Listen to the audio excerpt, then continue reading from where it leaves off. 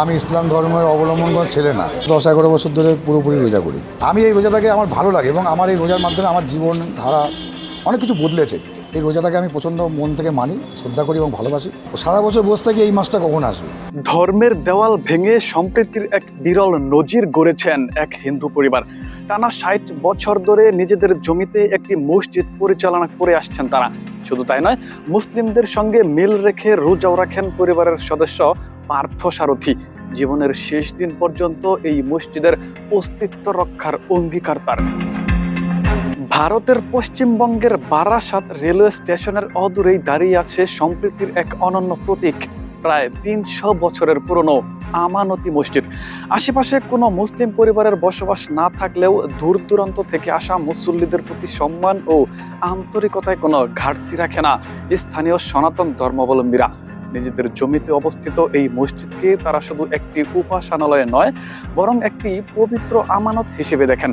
গত 6 দশক ধরে বসু পরিবার মসজিদটির দেখভাল করে আসছেন। বর্তমানে দীপক বসু ও পার্থ সারথী বসুর তত্ত্বাবধানে পরিচালিত এই মসজিদটি স্থানীয়দের কাছে বসু বাড়ির মসজিদ নামেই বেশি পরিচিত। আর এর রক্ষণাবেক্ষণের মূল দায়িত্ব পালন করে আসছেন 52 বছর বয়সী পার্থ সারথী বসু।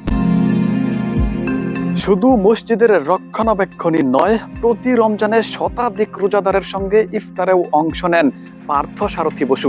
গত কয়েক বছর ধরে তিনি নিজেও রোজা পালন করছেন। কিন্তু কেন একজন সনাতন ধর্মাবলম্বী এমন দায়িত্ব নিজের কাঁধে তুলে নিয়েছেন?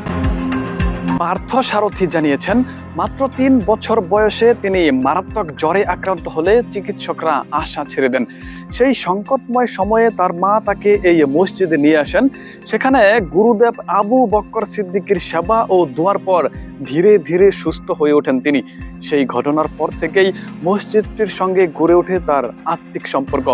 তাই তিনি মনে করেন, যতদিন বেঁচে আছেন ততদিন এই মসজিদকে রক্ষা করা তার নৈতিক দায়িত্ব। বিশ্লেষকদের মতে, যখন বিশ্বের নানা প্রান্তে ধর্মীয় বিভাজন ও সংঘাত বাড়ছে, তখন পার্থ সারথী ও বসু পরিবারের এই উদ্যোগ সম্প্রতি, সহাবস্থান ও মানবতার এক উজ্জ্বল উদাহরণ হয়ে উঠেছে।